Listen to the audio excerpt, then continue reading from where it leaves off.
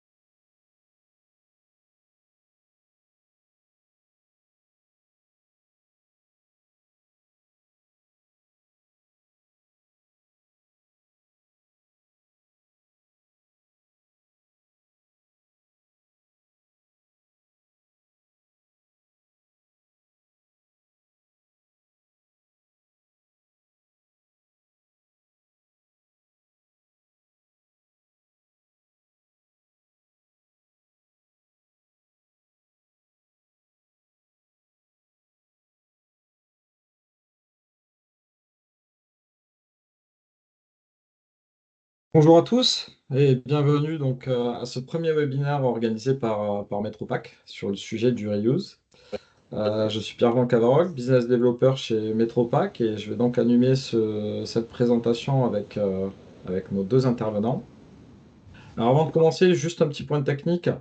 Sur le fonctionnement du webinaire, l'ensemble de vos micros vont être coupés pendant toute la durée de la présentation. Ceci afin d'être certain de maintenir le timing. Vous pourrez tout de même poser à tout moment toutes vos questions via l'onglet Q&A. Nous prendrons quelques minutes à la fin du webinaire pour tenter d'y répondre. Si toutefois nous n'avons pas le temps d'aborder l'ensemble de vos questions, pas d'inquiétude. Nous vous ferons parvenir les réponses aux questions dans les prochains jours par mail et vous aurez également accès au replay. Donc voici comment on va s'organiser cette présentation. Donc je vais revenir très rapidement sur la PPWR et ses échéances, ainsi que sur le reuse. Et ensuite, je vais donner la parole finalement à nos deux intervenants pour avoir leur point de vue sur le reuse, d'un côté au niveau des tests chez Metropack et sur la question du développement et des choix des matériaux au côté DevPack. Et ensuite, nous prendrons l'exemple d'un cas concret de développement et on finira donc cette présentation par vos questions. Euh, un petit mot sur Metropack. Metropack, c'est un laboratoire d'essai donc spécialisé dans les emballages qui accompagne les industriels depuis maintenant 20 ans sur la réduction et la sécurisation des emballages. Nous fêterons d'ailleurs nos 20 ans le 26 juin. Un petit événement sera organisé dans lequel vous serez bien évidemment les bienvenus. DevPack accompagne les entreprises sur tout ce qui va être optimisation du packaging et développement des packaging. Donc, nous aurons la chance aujourd'hui d'accueillir mon collègue Victor Huard, responsable R&D donc chez Metropack, ingénieur packaging et docteur en génie des procédés. Et Lancelot du Château, ingénieur packaging, qui lui est en charge du développement chez DevPack. Rentrons maintenant dans le vif du sujet. Donc, la PPWR, finalement, qu'est-ce que c'est? C'est un projet de règlement européen qui a été conçu pour harmoniser la gestion des emballages et finalement améliorer le traitement des déchets liés à ces emballages au sein de l'ensemble des pays de l'Union européenne. Le règlement a été adopté, est entré en vigueur le 11 février dernier et sera directement en application à partir du 12 août 2026. PPWR, finalement, témoigne d'une approche assez ambitieuse en matière de 3R. Alors, qu'est-ce que c'est les 3R? Finalement, c'est les initiales pour réduction, réemploi et recyclage. Ça va se matérialiser par des obligations concrètes, donc de réduction des emballages via l'éco-conception, l'intégration de matériaux recyclés, ainsi que des objectifs de réemploi. Alors, j'ai listé ici quelques échéances concernant la PPWR, mais ce n'est pas les seules. C'est celles qui me semblaient les plus importantes à mettre en évidence aujourd'hui. Donc, en 2028, l'harmonisation des marquages. En 2030, la recyclabilité de l'ensemble des emballages, une réduction de 5% des déchets d'emballage, une interdiction des composés styréniques et un objectif de 10% des emballages réemployables pour les boissons. En 2035, l'objectif va être de finalement que l'ensemble des emballages recyclables en 2030 soient effectivement recyclés et un objectif de moins 10% de déchets d'emballage. Et enfin en 2040, donc un objectif de moins 15% des déchets d'emballage et 40% d'emballages réemployables pour les boissons. Alors que la PPWR va imposer des objectifs spécifiques, par exemple aux boissons, à certains secteurs, la loi GEC, elle, va imposer des objectifs de réemploi qui vont être beaucoup plus larges et qui vont concerner l'ensemble des secteurs. Parlons maintenant du réemploi. Il faut bien distinguer en fait le réemploi de la réutilisation. Même si les deux ont un objectif final identique, on va parler de réemploi lorsque le packaging va être rendu à son propriétaire initial pour lui donner une seconde vie. Dans le cas de la réutilisation, en fait, le packaging va être réutilisé par l'utilisateur final. Donc, comme je l'ai dit, l'objectif final reste le même, c'est-à-dire que le but sera une réduction de l'empreinte environnementale. Pour cela, on va finalement prolonger la durée de vie des produits et des matériaux en leur donnant une seconde utilisation sans passer par un process de recyclage qui est énergivore. Ça va permettre donc une économie des ressources, ça va permettre une réduction des déchets, une optimisation économique et finalement un engagement environnemental. Juste à titre d'exemple, en Europe, 40% 40% des plastiques et 50% des papiers cartons qui sont produits sont destinés aux emballages. Et seulement 10% des emballages industriels vont être réutilisés. Donc ça laisse quand même place à un grand chemin en termes de réemploi. Quand on va parler de réemploi, le réemploi va concerner finalement tous les emballages, pas uniquement les emballages primaires. Les containers plastiques, les étuis, les pochettes, les cartons d'envoi. Finalement, tout ce qui va être attrait à l'emballage va pouvoir être réemployé. Donc c'est bien à garder en tête puisque finalement, l'objectif aussi de ce webinaire, ça va être de mettre en évidence le fait qu'on va pouvoir travailler sur l'ensemble de la chaîne du packaging pour créer du réemploi. Je vais maintenant donner la parole à mes collègues, notamment à Victor, sur la première question, ça sera comment sont abordés les sujets du réemploi côté Métropack? Bien, eh bien, bonjour à tous et merci d'être présents sur ce webinaire.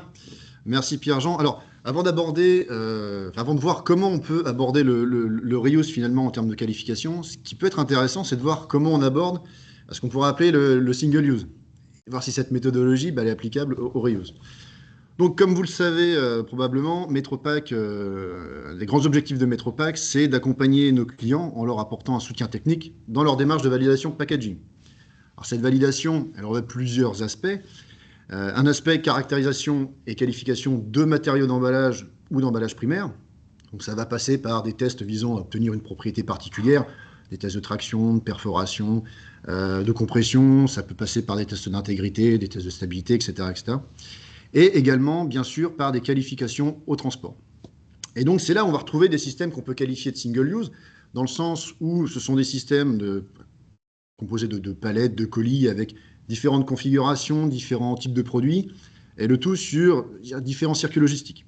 Donc, le but à cette étape-là, c'est de s'assurer qu'un produit puisse, je dirais, voyager, être transporté d'un point A à un point B, sans trop de dommages. Bon, en tout cas, on va voir ce qui se passe. Et une fois arrivé à ce point B, il n'y a pas forcément de notion de réemploi. Alors, pour qualifier tout ça, Pierre, tu peux passer. Alors, pour qualifier tout ça, on a une petite méthodologie en 4 temps. Donc, la première va viser à auditer les contraintes. Donc, ça, c'est un point extrêmement important. Avant de qualifier un couple emballage-produit et même de protéger le produit, c'est intéressant de savoir ce qui va se passer sur son circuit logistique, à quelles contraintes il va être soumis. Ensuite, préconiser un protocole, évidemment. Donc, un protocole soit basé sur les contraintes réelles de votre circuit de distribution, soit issu d'une norme, il y en existe beaucoup, dûment choisie, bien sûr, pour qu'elle puisse correspondre à votre réalité de transport. Enfin, la réalisation des essais, évidemment, aussi, au bout d'un moment, il va falloir les faire.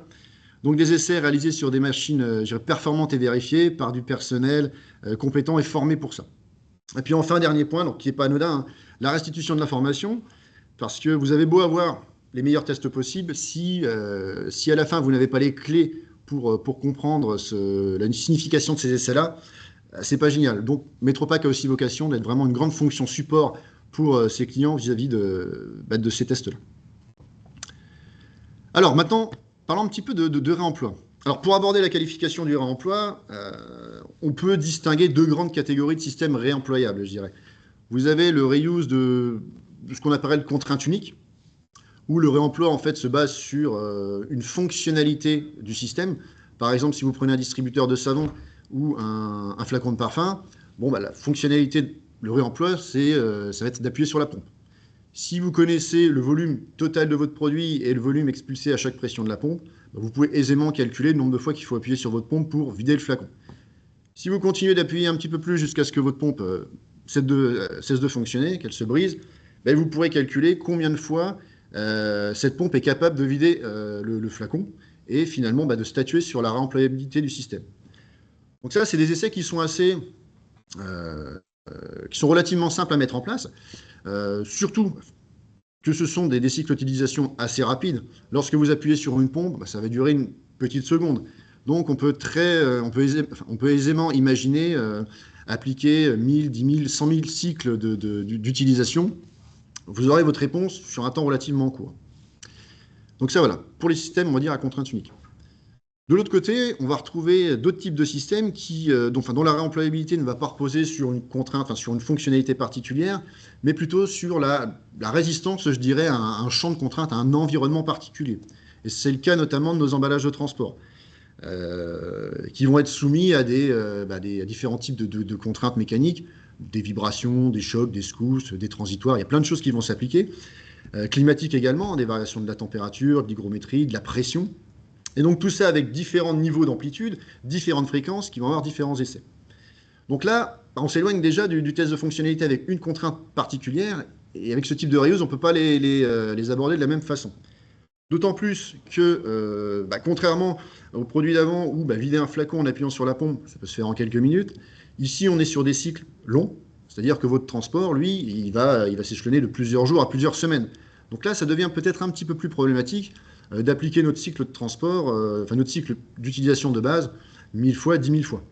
Donc, il faut réfléchir peut-être un petit peu différemment. Mais on va regarder si on peut appliquer la méthodologie classique sur ces systèmes-là. Ça peut peut-être fonctionner. Alors, la première, l'audit des contraintes. Si tu peux passer, Pierre-Jean. Donc, l'audit des contraintes. Donc, ici, ça matche très bien, parce qu'évidemment, la première chose à faire lorsqu'on parle de reuse, c'est de définir le cycle d'utilisation de base. Réemployable, oui, mais pourquoi faire? Est-ce que vous parlez d'un système qui va être employable sur un trajet de Reims à Troyes ou de Reims à Tokyo? C'est extrêmement différent. Pour caricaturer un petit peu la chose, je pourrais même me présenter devant vous en vous disant, voilà, j'ai développé une caisse carton absolument géniale, elle est réutilisable 500 000 fois. On va dire, c'est plutôt incroyable. Sauf que si je définis ce maillon d'utilisation de base comme étant le déplacement de cette caisse d'un bout à l'autre de mon bureau, bon, bah, vous allez relativiser la réemployabilité de ce système-là.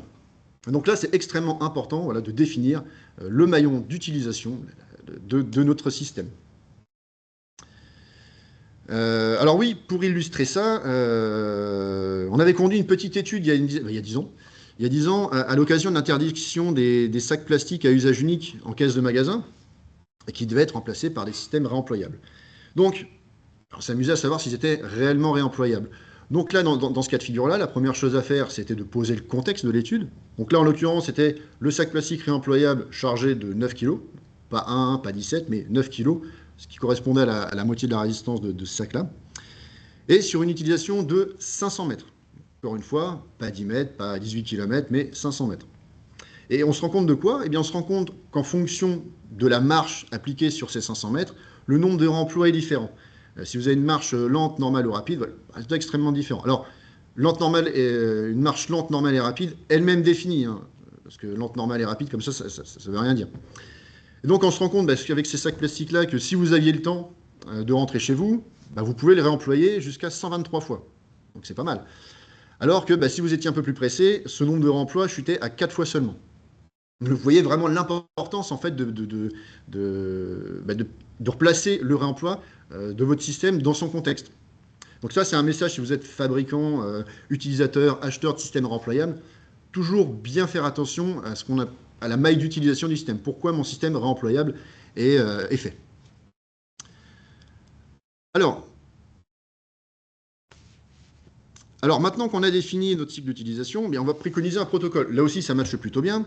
Donc, imaginons, je ne sais pas, qu'on soit sur un système palettisé, réemployable, qui va se promener de la Belgique jusqu'au sud de l'Italie. Bon, on va passer par un système des 4169. Bon, il en existe d'autres, on pourrait parler sur un Insta3, etc. Et donc, on va tester si notre système se comporte bien. Et donc ensuite, c'est là où ça commence à coincer un petit peu. Est-ce que, si vous voulez savoir, si votre but est de savoir si votre système peut supporter 100 réemplois, est-ce que vous allez appliquer 100 fois le protocole STM des 4169? Alors, il y a plusieurs niveaux de réponse à ça. Mon premier niveau de réponse, ça serait de vous dire oui, vous pouvez appliquer 100 fois le protocole STM. Vous aurez peut-être même la réponse la plus complète. Mais est-ce que c'est efficient? Pas sûr. Dans le sens où la réponse va être extrêmement longue à avoir. Si vous appliquez ce protocole-là, même en faisant abstraction du conditionnement climatique, alors il faut une petite journée de test, c'est-à-dire que votre réponse, vous ne l'aurez pas avant milieu de l'été, en gros. Ça fait assez loin. Et quand bien même, ce délai-là vous conviendrait, ça risque de vous coûter assez cher. Je pense qu'une demande comme ça, vous mettrez de bonne humeur beaucoup de services commerciaux. Donc ce n'est pas forcément la solution la plus efficiente. Alors après, il y en a une autre qui est basée sur la compression de temps de test. Donc là, la compression de temps de test, c'est quelque chose aussi où il y a beaucoup de théorie derrière, mais globalement, ça va consister à, pour un test donné, on augmente le volume pour créer plus de gros dommages plus vite. En gros, on a notre résultat sur une durée plus courte. Alors c'est un sujet sur lequel on a beaucoup travaillé à Metropack, et juste, je vous ai mis quelques références, mais vous pouvez en retrouver d'autres sur notre site internet. Et donc, ce qu'il faut retenir, c'est que sur cette compression de test, on va avoir une limite. Et cette limite, elle va être liée, je dirais, aux propriétés mécaniques de votre système. Donc, on ne peut pas réduire, on ne peut pas compresser le temps de test à l'infini. C'est d'ailleurs un petit peu ce qu'on fait sur les normes. Lorsque vous avez 15 heures de camion, vous ne faites pas 15 heures de vibration. Vous faites 1 ou 2, 3 heures en fonction du profil. Donc, il y a déjà une compression de temps de test. Donc en fait, l'idée de compression de temps de test, elle n'est pas bête, mais si vous voulez compresser sans ASTM, en un gros ASTM, là, si vous me pardonnez cette familiarité, votre test ressemblera plus à un coup de fusil qu'un test de qualification. On ne peut pas faire ça. Même si c'est lié au comportement du système. Donc la question, bah, c'est plutôt de se demander, est-ce que je peux calculer plutôt le nombre de réemplois que mon système peut supporter en le connaissant un petit peu mieux. Et donc du coup, bah, je vous propose cette petite méthodologie que nous développerons tout à l'heure, qui va consister à auditer le système d'emballage pour identifier l'élément critique, qualifier cet élément critique, ensuite enregistrer ce que cet élément critique subit pendant son cycle normal d'utilisation, et enfin statuer sur son nombre de réemplois après tout ça. Merci Victor pour cette première ébauche de test. Je me tourne maintenant vers Lancelot. Côté DevPack, est-ce que tu as senti une évolution finalement chez tes clients concernant le reuse? Alors, merci Pierre-Jean. Bonjour à tous et encore une fois, merci d'être si nombreux à être connectés aujourd'hui. Très bonne question. Et alors oui, en effet, on remarque quelque chose. En tout cas, on a une approche de la part de nos clients qui est de plus en plus, qui se questionne de plus en plus sur ce sujet de la réutilisation. Alors de là à aller dans le concret, pas vraiment. On sent qu'il y a cette volonté d'aller vers ça, mais les projets ne se concrétisent que très peu. Pourquoi? Parce que on est face à des clients en fait qui sont dans une situation où la réutilisation reste quelque chose de niche et dédié encore beaucoup à des éléments, des commerces très particuliers ou des cycles, des circuits très particuliers. On va se rassurer en partant sur des éléments qui sont déjà développés et déjà présents sur le marché pour pouvoir les utiliser. Par contre, on voit qu'il y a quand même cette volonté d'y aller et plutôt de se dire on va commencer à s'y préparer petit à petit pour le jour où on en a les moyens et où on aura vraiment une possibilité d'implanter ces systèmes réutilisables, on sera prêt. Donc en fait là, les moyens vont essentiellement être sur le circuit de retour des emballages réutilisables ou réemployables pour pouvoir justement les remettre dans le circuit. Souvent, on est confronté à des problématiques où ces emballages sont plutôt sur de réemploi que sur de la réutilisation. Donc, dans ces cas-là, il faut pouvoir les remettre soit au site de conditionnement initial, soit pouvoir les rediriger vers un secteur ou des produits identiques ou quasi identiques, en tout cas sur le même type d'emploi. Donc, c'est là où on va se positionner par rapport, en tout cas, à nous, ce qu'on peut remarquer sur le secteur. Très clair. Merci. Du coup, quand tu accompagnes tes clients, est-ce que tu peux nous expliquer un peu plus en détail comment se fait le choix, notamment des matériaux utilisés? Oui, tout à fait. Alors, en fait, chez DevPack, juste pour introduire cette partie-ci, on fait le choix presque systématiquement de proposer, ou en tout cas d'aller dans le sens de la réutilisation et de faire comprendre à notre client qu'on peut aller chercher des solutions qui soient réutilisables. Mais on décide d'aller encore plus loin, puisque on veut non seulement permettre le réutilisable, mais surtout permettre le réutilisable qui soit éco-responsable. C'est pour ça qu'on a constitué chez DevPack. Donc ça, c'est une initiative propre. Hein, c'est pas dans le cadre de contact client, dans le cadre de demandes spécifiques. C'est vraiment ce qu'on veut, en tout cas, constituer et avoir comme base de données chez nous. C'est la création d'une matériothèque.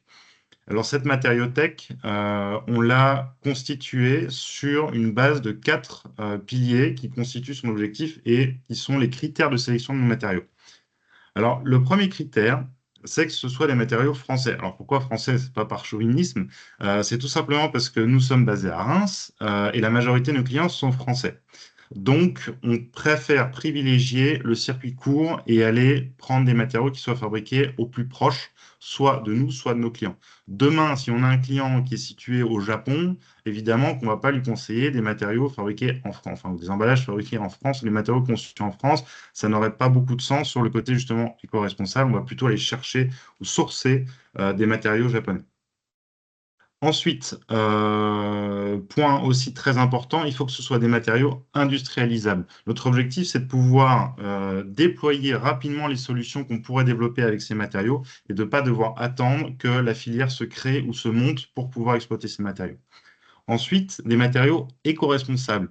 Alors, l'éco-responsabilité, elle peut être à plusieurs niveaux, évidemment, mais on va vraiment privilégier les matériaux qui soient de préférence naturels, très peu transformés, nécessitant très peu d'eau, de pesticides, d'insecticides ou toutes les ressources qui peuvent être liées à ça. Et enfin, dernier critère, là c'est vraiment sur la partie innovation et recherche de propriétés qui sont encore existantes ou peu exploitées dans l'emballage. Ça va être de trouver des matériaux qui n'existent pas dans le secteur de l'emballage, mais qui sont déjà existants dans d'autres secteurs, mais pas pour l'emballage. Alors, donc je vais vous donner quelques exemples un petit peu de cette matériothèque et vous expliquer voilà, quel type de matériaux on peut y trouver. Donc déjà, on a deux grandes familles de matériaux qu'on va trouver dans cette matériothèque qui vont être les biosourcés et les recyclés. Alors, dans les biosourcés, bon, cette magnifique illustration, on va avoir déjà la laine. Alors pourquoi la laine? Parce que la laine, on en trouve beaucoup en France. C'est un matériau qui est 100% naturel et renouvelable et qui est en fait un co-matériau de la production initiale, qui peut être un co-matériau de la production initiale, donc des élevages ovins. Donc on en produit énormément en France. C'est un matériau qui est très peu revalorisé, la majorité part à l'international avec parfois des pertes pour les producteurs, mais c'est un matériau qui a des propriétés extrêmement intéressantes, notamment en termes d'isolation thermique et de régulation de l'humidité actuellement dans les secteurs où il est utilisé. Alors, la laine, elle a plusieurs formes, et ça, c'est très, très intéressant. On peut la trouver à la fois sous forme de feutre, on peut la trouver en vrac, ou sous forme plutôt de textile, donc en tissu ou en maille. Et chacune de ces formes a ses propriétés. En feutre ou vrac, on va vraiment être sur les propriétés amortissantes, isolantes. Et ce qui est très bien, c'est qu'on peut avoir différentes variations. Alors là, je parle du feutre, en termes de densité, en termes d'épaisseur. Donc, on va vraiment pouvoir jouer sur ces propriétés pour associer le bon feutre au bon produit. Et ensuite, au niveau des tissus ou des mailles, là, on va aller trouver des matériaux qui sont pas totalement imperméables, mais en tout cas qui ont une bonne résistance à l'humidité, qui vont bien protéger les produits et qui ont des très belles propriétés mécaniques en termes de résistance et en termes de durabilité. Et c'est réparable, ça c'est très important aussi. Ensuite, le lin. Alors, le lin, pareil, extrêmement intéressant comme matériau. Pareil, la France est un des plus gros producteurs au monde de lin, voire le premier exportateur et producteur de lin au monde. Donc, ici, on est sur un matériau qui utilise extrêmement peu d'eau, très très peu de pesticides et qui a tendance à régénérer les sols, un peu comme un autre matériau qu'on va voir après et qui justement va permettre de sourcer une fibre végétale. On est quand même sur des puits de carbone ici, puisqu'on parle de plantes. Alors les lins, comment on va les utiliser dans l'emballage? Essentiellement sur leur forme de textile, donc tissu ou maille, pour les mêmes raisons que la laine, sauf que là on est quand même sur des tissus qui vont être encore plus résistants et qui vont être beaucoup plus faciles à mettre en œuvre, puisque les tissus en lin sont déjà extrêmement courants dans l'industrie textile ou de l'ameublement, mais aussi un petit peu dans l'industriel, avec notamment des systèmes de bâches, mais aussi sur des grands formats comme les literies, etc. Ensuite, le chanvre, alors pareil, végétal, extrêmement produit en France, puisque la France est le premier producteur européen et on passe d'être le premier producteur aussi au monde de chanvre à textile. Donc le chanvre ici, encore une fois, un matériau qui est très peu gourmand en eau, qui utilise très peu de pesticides, qui régénère les sols, qui est un puits de carbone et qui a on est vraiment sur des productions qui sont alors moins importantes que le lin à date, mais en tout cas on est sur des choses qui sont déjà quand même bien exploitées. Donc ici le chanvre, on va retrouver plus de formes par contre que le lin, ça c'est tout simplement dû à la nature même de la plante. On va retrouver quatre formes, un petit peu comme ce qu'on a dans la laine, puisqu'on va retrouver du non tissé qui s'apparente un petit peu à du feutre. On va retrouver la fibre cotonisée aussi, donc ce qui va ressembler un petit peu à des pelotes de coton ou à de la laine en vrac. Et après, on va avoir la forme chènevotte et tissu. Alors, le non tissé et la fibre de coton, comme pour la laine, vont être plutôt utilisés pour des propriétés amortissantes, isolantes aussi, mais beaucoup moins que la laine. Donc, on va plutôt vraiment être sur ce côté amortissant. Après, on a un côté fibreux qui est un petit peu plus abrasif que la laine, hein. Il faut quand même en être conscient. Donc, ça va avoir un panel de produits moins important. Par contre, on a un coût qui peut être assez réduit Et enfin, on a le tissu. Alors, le chanvre, oui, on a des tissus de chanvre. Bon, la résistance est quand même moins importante que ce qu'on va retrouver sur le lin, mais ça a quand même de très très belles propriétés. Et pour la partie chêne-vote, là, on va plutôt aller sur un substrat pour un autre matériau qu'on va voir après, plutôt avec, on a besoin d'un process quand même pour exploiter ça. Voilà, merci Pierre-Jean. Donc, on parle justement du mycélium. Et le mycélium, qu'est-ce que c'est? Je pense que beaucoup d'entre vous ont déjà entendu parler, ou en tout cas savent de quoi il s'agit. Mais pour le rappel, le mycélium, donc c'est tout simplement le champignon. En fait, c'est la base du champignon, hein, puisque ce qu'on mange, c'est le fruit quelque part. Et en fait, ce mycélium, on va le faire développer sur un substrat lignocellulosique, donc à base de cellulose. Donc, comme le chanvre, par exemple. Donc, justement, la chaîne vote de chanvre est un excellent substrat pour le mycélium. Donc là, on voit tout de suite l'intérêt que ça peut avoir sur justement l'utilisation de matériaux locaux, peu gourmands en énergie, en eau, en ressources, et locaux.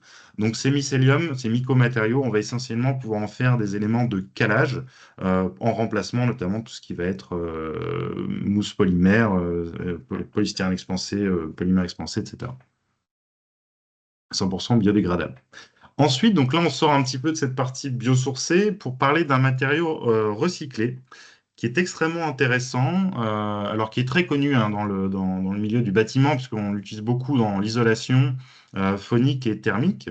C'est un matériau qui est extrêmement abordable et en plus qui est fabriqué dans une filière de réinsertion, puisque c'est le relais, hein, donc affilié à Emmaüs.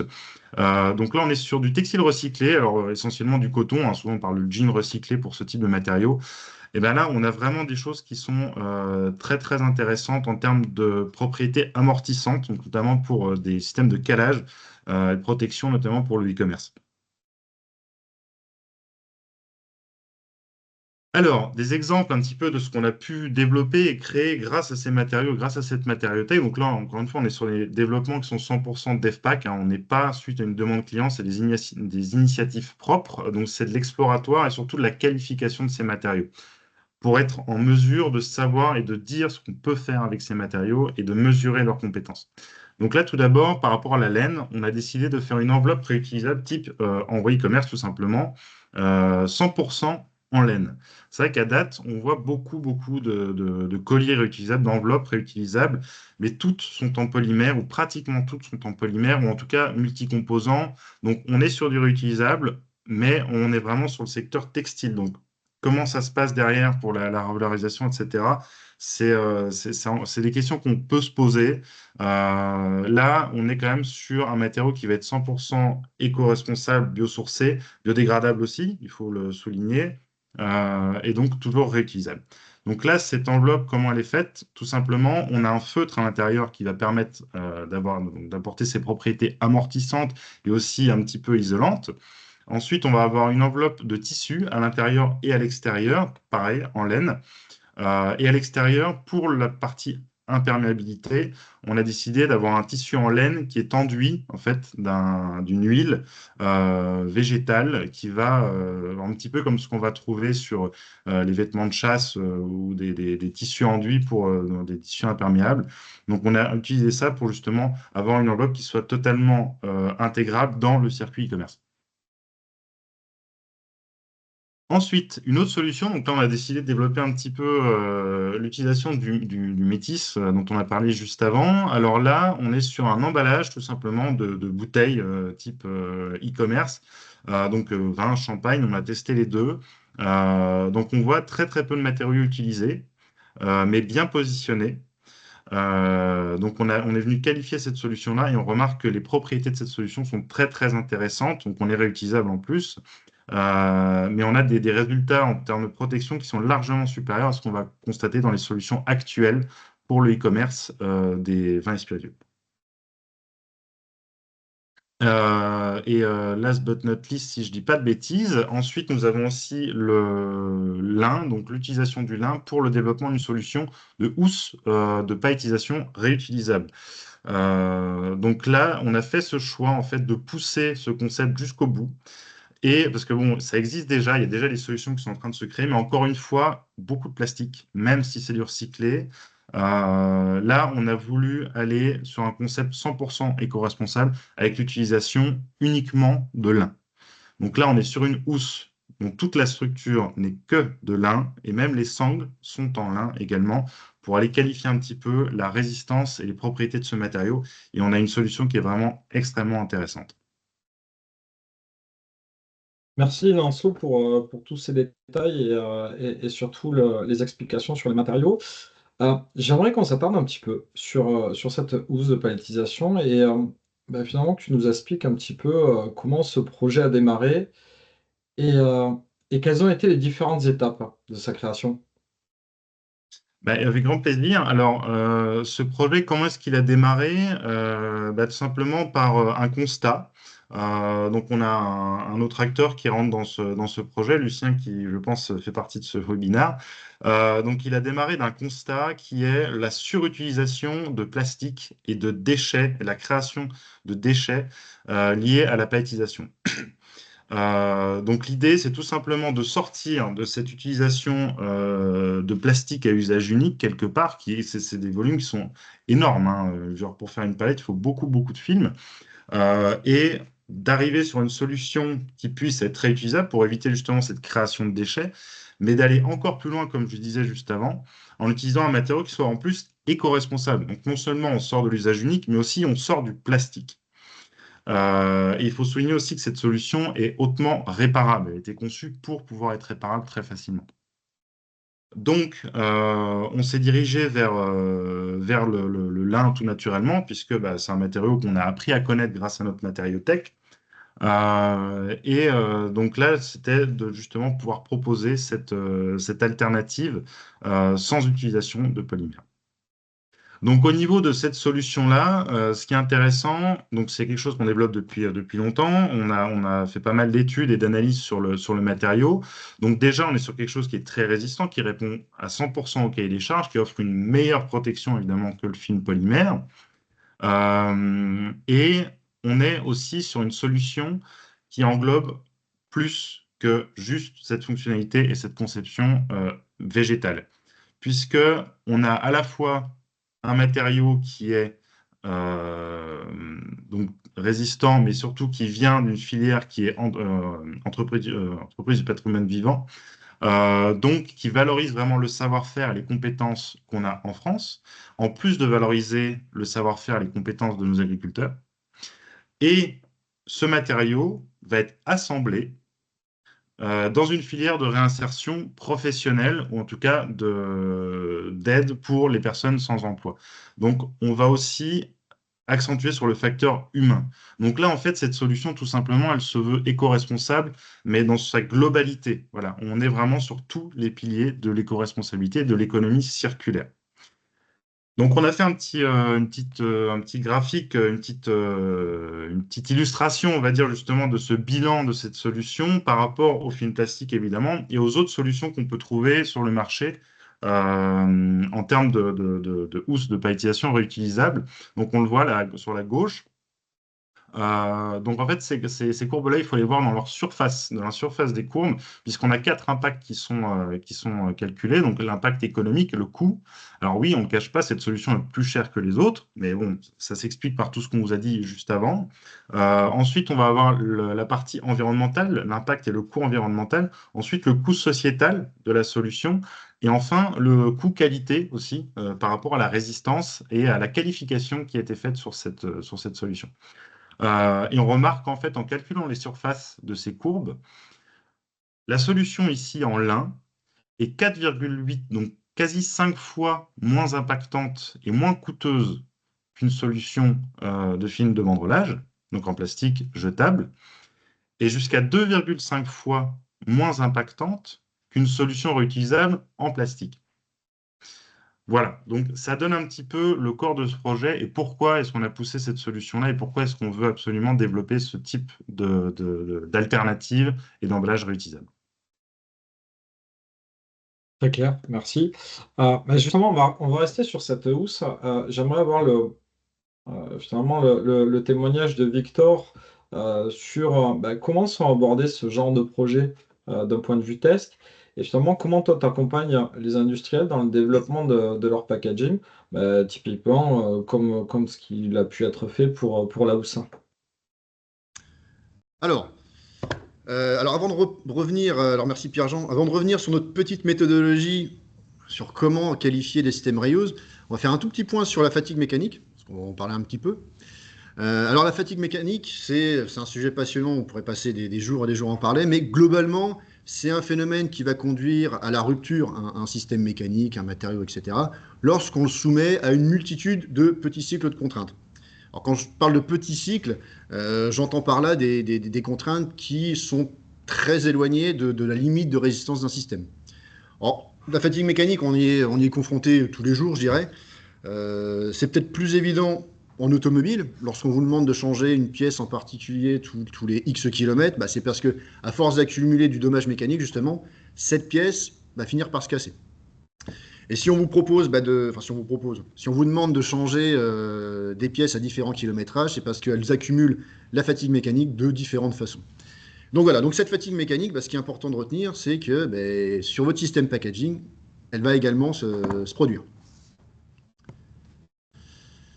Alors, en ce qui concerne notre petite méthodologie, donc le premier point va consister à auditer le système. Si tu peux passer, Pierre-Jean. Alors là, point très important parce que votre emballage, votre système packaging, c'est quelque chose qui va être hétérogène. Vous allez avoir potentiellement différents matériaux, différentes épaisseurs, différents points de contrainte. Et donc, cette étape-là, elle va viser à définir le point qui va être limitant en termes de réemploi. Parce que lorsque votre système packaging, réemployable, arrive en fin de vie, il ne va pas se désintégrer totalement, il y a forcément un point de rupture donné qui va limiter ce réemploi. Voilà. Alors, en ce qui concerne la hausse d'EFPAC, dans ce premier point que l'on a regardé, on en est vite arrivé à statuer sur l'élément critique qui sont les sangles de la housse. Ce qui s'entend bien, parce que ces sangles-là, elles permettent de maintenir la charge, elles supportent tout l'effort, et c'est elles qui vont subir les cycles de traction pour les maintenir. Donc cette deuxième partie de cette petite méthodologie va consister à la caractériser d'un point de vue fatigue mécanique, c'est-à-dire comprendre comment un cycle de contrainte particulier impacte le système dans sa durée de vie. Alors attention, c'est pas un test de traction, un test de résistance à la traction. C'est vraiment un test qui permet de comprendre comment, en accumulant des cycles de contraintes, le système va vieillir. Donc ça va passer par ce qu'on appelle des SN curves. Donc au-delà de l'aspect théorique, on pourra en discuter aussi, mais ça va nous permettre d'identifier différentes zones de comportement de notre système. Et nous, ce qui va nous intéresser, c'est le comportement lié à la fatigue mécanique. Alors pour la petite anecdote, ce qui peut être intéressant aussi à voir sur ces systèmes-là, c'est le mode de rupture. Par exemple, là, sur les sangles, lorsqu'on met une force très très importante, lorsqu'on fait vraiment un test de traction pour les détruire, c'est plutôt au niveau de la sangle qu'on a eu des dommages, alors que si on est sur un test de fatigue mécanique avec des petits cycles de contraintes, le mode de rupture était ici sur la boucle. Donc c'est vraiment la boucle qui a été le point limitant du réemploi, la partie la moins réemployable. Donc voilà, donc on a notre élément critique et on comprend comment un cycle de contraintes va l'impacter. Alors ensuite, ça découle assez simplement. Il suffit d'enregistrer un cycle normal d'utilisation de notre système. On va instrumenter cet élément critique. Qu'est-ce qu'il voit à travers son cycle de vie unitaire? Donc, si on parle par exemple de la STM des 4169, on injecte cette STM avec tous ces différents types de contraintes. On regarde, on mesure, on instrumente comment l'élément critique en question réagit et on va obtenir son cycle de vie instrumenté. Et donc là, c'est plutôt bien, étant donné que ensuite, on a un petit peu de traitement du signal. On va extraire chacun des cycles de contraintes, des petits cycles de contraintes issus dans notre signal total d'utilisation. Et là, c'est plutôt intéressant, puisque avec la petite étude qu'on a réalisée juste avant, on est en mesure de comprendre l'incidence de chacun des cycles de ce signal-là. Et donc, si tu peux passer, s'il te plaît, Pierre-Jean. Donc, par exemple, imaginez dans votre signal d'utilisation, on va extraire... Alors, là, il y a un petit exemple, c'est une illustration, mais ça va être des milliers, des centaines de milliers de cycles. Un petit cycle qui va générer un dommage élémentaire de X%, X millième, millionième si on veut, un autre cycle, un autre dommage élémentaire, etc., etc. Et là, tout simplement, le but pour connaître l'impact de dommages sur notre système par rapport à, sa maille d'utilisation, bah, il suffit simplement de sommer tous ces dommages élémentaires pour avoir un dommage total. Et à titre d'exemple, si votre dommage total sur votre cycle d'utilisation est de 0,5%, eh bien, cela signifie que votre système est réemployable 200 fois. Voilà.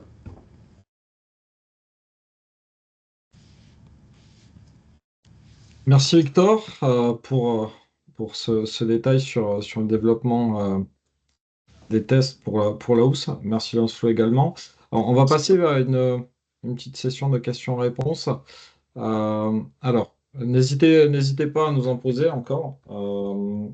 Je vais commencer par la première. Donc, une première question qui nous a été posée qui est 10% des emballages réemployables seulement pour les boissons. Euh, Effectivement, dans la PPWR, ce qui a été envisagé, c'est un objectif de réemploi dans un premier temps de 10% dédié aux emballages de boissons alcoolisées et non alcoolisées. Euh, le full scope, c'est ce que j'évoquais dans la loi AGEC, où pour le coup, la loi AGEC, elle, ne va pas faire de dissociation entre les secteurs et a pour but de généraliser le reuse. Alors aujourd'hui, compliqué d'aller beaucoup plus loin sur la réponse parce que bah, finalement la loi AGEC se télescope un petit peu avec la PPWR et aujourd'hui bah, finalement tout n'est pas encore clarifié sur l'organisation finale. Néanmoins, le règlement, la PPWR, elle, a été actée, donc ces 10% vont bien être exigés pour l'instant au secteur de la boisson.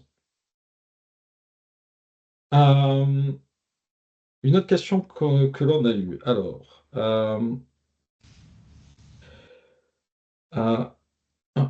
je vais me tourner vers Lancelot. Au sujet de ta matériothèque, tu dis que tu te tournes finalement vers des matériaux inexistants dans le secteur de l'emballage, mais quid de la fin de vie, en fait, après les cycles de réemploi, et des filières de ces recyclages pour ces produits-là? Bah, c'est une très bonne question. Évidemment, c'est une question qu'on se pose. Alors, oui, en effet, on a renseigné enregistré des matériaux dans la matéothèque qui n'ont pas forcément de filière de recyclage, parce que c'est vrai qu'il n'y a rien de plus recyclage qu'un emballage. Alors, recyclable, pardon, qu'un emballage. Alors, pas tous, hein, évidemment, puisqu'il y a beaucoup d'emballages qui ne sont pas recyclables, notamment les multicouches. Enfin, bon, bref, on ne va pas rentrer dans les détails. Mais par exemple, rien n'est plus recyclable qu'une bouteille en verre ou qu'une bouteille en PET, qu'une caisse en carton. On a des chiffres qui sont tombés récemment qui montrent quand même qu'on a des taux de recyclage sur certains matériaux qui sont très intéressants et d'autres beaucoup moins. Mais ça ne veut pas pour autant dire que ces emballages sont recyclés. Ça, c'est déjà une notion qui est très très importante. Et ensuite, oui, il existe globalement des filières de revalorisation de recyclage déjà, puisque notamment sur le lin, on parle beaucoup de lin recyclé. Alors, c'est quelque chose qui reste encore assez petit, il faut bien le dire, mais ce sont des secteurs et des filières qui existent. Mais l'autre intérêt aussi de ces solutions-là, c'est qu'au-delà d'être recyclables, elles sont biodégradables. Donc, même si les filières aujourd'hui ne sont pas encore extrêmement développées, et pourtant elles existent, mais pas encore très développées, ces matériaux sont biodégradables. Donc ça veut dire qu'on peut venir les mettre en centre de compostage sans aucun problème. Et ça, c'est une énorme différence par rapport à d'autres matériaux qu'on va pouvoir trouver, puisque en fait, on a une fin de vie éco-responsable dans tous les cas. Très bien, merci. Une autre question, alors je pense que je vais me tourner plus vers Victor pour celle-là. Euh, Toujours concernant la housse réemployable, en cas de fort taux d'humidité, est-ce que celle-ci ne va pas rendre une palettisation de carton plus compliquée, liée justement à l'humidité qui sera générée et qui va impacter les cartons? Alors, c'est une très bonne question. Alors, je dirais potentiellement, là, c'est aussi lié aux propriétés, je dirais, de la housse, hein. L'humidité sur les caisses carton va forcément impacter la résistance totale. Je pense que cette humidité sera moins piégée avec la housse en lin, dis-moi si je dis des bêtises, Lancelot, qu'avec un système de film polymère. Après, effectivement, c'est quelque chose à prendre en compte. Lorsqu'on est sur des systèmes. Alors là, on n'est pas forcément sur le réemploi pur, parce que le système remployable dans ce cas de figure-là, ça va vraiment être la housse. Ce qu'il y a à l'intérieur, effectivement, ça va plutôt être sur du test single use, entre guillemets. Si vous voulez caractériser l'impact qu'a l'humidité sur votre palettisation en utilisant la housse, bah, vous n'avez qu'un test classique à réaliser. Après, enfin, avec un ASTM, un ISTA, etc. Donc, je ne sais pas si ça répond à la question. Donc, effectivement, l'humidité va impacter le système. Et pour voir à quel point ça peut impacter votre carton, parce que les propriétés du carton lui-même aussi vont être importantes là-dessus, il y a un test classique. On reste dans le cadre classique de la qualification au transport. Oui, alors je vais juste rebondir là-dessus pour compléter ce que tu dis, Victor. En fait, en effet, c'est sûr qu'on n'est pas sur une solution étanche. Donc, par exemple, si on laisse la palette dehors sous une pluie, évidemment que l'humidité sera plus importante dans ce qui va être absorbé par le produit. C'est vrai que comme toutes les solutions, il y a des risques. Mais par contre, c'est vrai que c'est ce point qui est très important, c'est que on n'est pas sur une solution étanche, donc elle va permettre l'évaporation. Donc quand on a un dégagement d'humidité ou une prise d'humidité dans la palette qui peut être due à d'autres paramètres, notamment l'humidité qui va venir par le sol, on pense notamment au conteneur, hein, on peut avoir une humidité assez importante à l'intérieur, bah, cette humidité va pouvoir sortir. Là où dans le plastique, elle ne sort pas. Et du coup, on va avoir des cartons qui vont boire l'eau petit à petit. Et les palettes sont généralement beaucoup plus confrontées à des risques de condensation qu'à des risques de prise d'humidité directe. Parce que c'est quand même assez rare, mais c'est peu recommandé de laisser une palette en plein extérieur sous la pluie. Donc ça peut arriver, mais c'est quand même moins courant que de la prise d'humidité par condensation. Ok, intéressant. Une autre question liée au verre. Pour tous les emballages en verre, finalement, est-ce que la méthodologie de détermination du nombre de réemplois peut être appliquée? Alors, je vous dirais oui comme ça. Après, chaque cas est particulier. Oui, alors sur le verre, il peut y avoir différentes choses, parce il va y avoir, si je dis pas de bêtises, aussi une notion de nettoyage, de, de réemploi, mais d'un point de vue fonctionnalité. Donc l'emballage en verre lui-même bah, rentre aussi dans ce type de qualification. En fait, comprendre quel est le cycle de vie normal de ce produit-là, de l'emballage, même s'il est en verre, comprendre quel est l'élément critique. Bon, là, ça peut être l'emballage en verre lui-même, donc on peut étudier la fragilité de ce système-là. Et puis ensuite, enregistrer son cycle de vie et voir comment chaque cycle impacte ce système-là. Là où ça peut être un petit peu, je réfléchis en même temps, c'est une bonne question. Là où ça peut être un petit peu plus impactant, c'est effectivement lorsque à cette notion de réemployabilité d'un système soumis à beaucoup de contraintes, on a aussi cette notion peut-être de nettoyage et de fonctionnalité.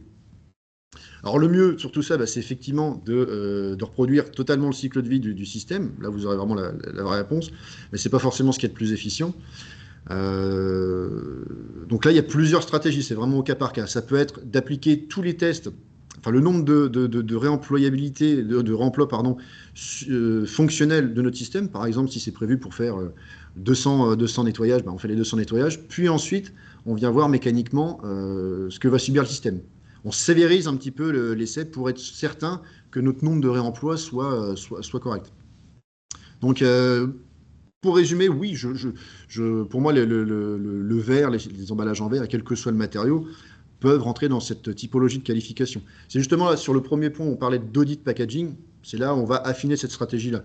Là, ce qu'on a illustré, c'est vraiment le cas général, mais il n'y a pas de raison en particulier pour que ça ne puisse pas fonctionner. Après, si on prend le pharma médical, il y a peut-être aussi des points réglementaires à contrôler. Et là, il faut absolument les intégrer dans l'audit packaging. Ouais, alors sachant qu'aujourd'hui sur le domaine médical, ils sont un petit peu pour l'instant exempts de ça parce que c'est un des rares secteurs où l'obligation de matériaux recyclés va être exempte. Alors, je vais essayer de regrouper deux questions à une, puisqu'on a des questions sur les emballages primaires, euh, à la fois sur la validation sur les protocoles, mais au sens plus large avec les lavages et autres, et sur l'accélération via d'autres contraintes. Alors, je vais y répondre pour cette partie-là.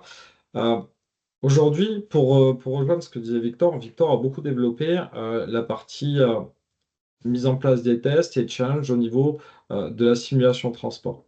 Mais il est évident que pour revenir sur sa méthodologie de réflexion, lorsqu'on va travailler sur le reuse, on va forcément cibler les différentes propriétés du packaging et les différentes utilisations pour venir les challenger. Je pense notamment à des emballages primaires qui seraient destinés à des denrées alimentaires. Ce qu'on peut imaginer comme fonction, comme contraintes qu'ils vont subir, ça va être les chauffages, ça va être éventuellement la congélation, ça va être les abrasions lorsqu'on va manger dedans, ça va être tous les chocs, par exemple, toutes ces choses-là. Donc, on va mettre en place des tests qui vont permettre d'essayer de retranscrire ces principales contraintes.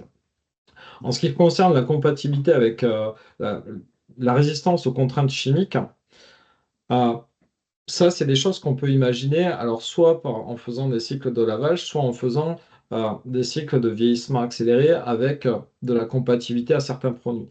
Néanmoins, ce qui va être toujours limitant dans le parti reuse sur ce genre de produits, c'est que finalement, le champ des possibles va être illimité en termes de compatibilité avec certains produits, en termes notamment de vérification de contamination qu'il pourrait y avoir. Et, euh, et donc, du coup, euh, ce qui va devenir compliqué dans la partie reuse sur les emballages primaires liés aux denrées alimentaires, c'est de venir maîtriser ce facteur nettoyage. Aujourd'hui, lorsqu'on va venir faire des tests pour vérifier la le potentiel du réemploi d'un emballage, on va être sur des tests qui vont être destructifs. Dès lors qu'on va vouloir contrôler l'aptitude au nettoyage, là, ça va être beaucoup plus complexe parce que on sera sur des tests qui vont être destructifs et donc du coup, euh, on ne va pas pouvoir contrôler l'ensemble de la chaîne. Donc aujourd'hui, ce sera plutôt par des audits finalement des circuits de nettoyage qui va vous permettre de pouvoir vérifier ça. Alors, j'avance parce que finalement le temps presse. On va essayer de faire deux autres questions. Euh, une question assez intéressante concernant la housse. Comment peut-on intégrer les étiquettes palettes que l'on appose aujourd'hui avec les informations importantes? Et ça, c'est une très bonne question, en effet. Alors, déjà, on a certains adhésifs qui tiennent très bien sur la housse. Donc ça, on l'a vu un petit peu par hasard, parce qu'il fallait mettre des étiquettes d'éléments d'essai pour les qualifications chez Metropack notamment. Donc on a du coup, on s'est intéressé un petit peu au sujet. Donc il y a certains adhésifs qui vont pouvoir fonctionner. Alors tous, non. Malheureusement, il y a certains adhésifs qui ne fonctionnent pas. C'est vrai qu'on change, hein, on n'est plus sur la même surface, il n'y a plus le même état de surface, il y a de la rugosité, etc. Donc ça, voilà. Quelque part, oui, ça fonctionne, mais ça dépend ce que vous avez comme adhésif. Donc ça, évidemment, on peut recommander. Mais après, il faut aussi se mettre dans l'état d'esprit que passer sur ce type de solution, c'est aussi, d'un certain point de vue, changer le mindset sur l'utilisation de son emballage. On sort en fait de ce qu'on a l'habitude d'utiliser. Et ça, j'ai envie de dire que c'est un peu le remploi de manière générale. Il faut être prêt pour passer au remploi à aussi changer sa manière de fonctionner à certains niveaux. Sinon, c'est simple, ce sera soit impossible, soit beaucoup, beaucoup, beaucoup trop long d'y arriver. Donc là, par exemple, sur ce type de solution comme notre housse, en fait, tout simplement, ce qu'on va faire, c'est mettre en place un système dans lequel on peut glisser une étiquette ou glisser une fiche d'identification. Voilà. Donc, voilà, on sera sur ce type-là d'alternative lorsque les étiquettes ne colleront pas. Et enfin, dernière question, toujours sur la housse. Beaucoup d'effets cette housse. Euh, Est-ce qu'elle peut s'adapter sur différentes hauteurs de palette? Ou est-ce qu'on est obligé finalement d'en avoir plusieurs en fonction des modèles de palette qu'il va y avoir? Très bonne question également, décidément. C'est vrai qu'il y a beaucoup de bonnes questions. Malheureusement, on ne pourra pas répondre à toutes. Mais en effet, oui, la housse s'adapte à plusieurs hauteurs de palette. Au niveau dimension largeur, il y a une housse pour les palettes Europe et une housse pour les palettes américaines. Là, on est obligé pour des raisons de sécurité et de sécurisation de la marchandise. Mais pour la hauteur, en fait, là, la housse que vous voyez, enfin, que vous avez vu tout à l'heure, elle s'adapte sur des palettes qui vont varier de 1,30 m à 1,65 m. Très bien. Merci à tous les deux pour vos informations et votre participation. Alors, un grand merci à vous tous qui avez participé à ce webinaire. Comme on l'a évoqué précédemment, on vous fera un petit retour avec l'ensemble des réponses à vos questions. On vous transmettra également l'enregistrement si vous souhaitez regarder un replay. C'est le premier, j'espère, d'une longue série. On espère vous voir nombreux sur nos prochains webinaires. Encore un grand merci et surtout n'hésitez pas à nous contacter si vous avez des questions liées à ce webinaire ou liées à d'autres questions spécifiques sur le packaging. À bientôt, bonne journée. Au Merci à revoir, tous. merci beaucoup, merci à tous.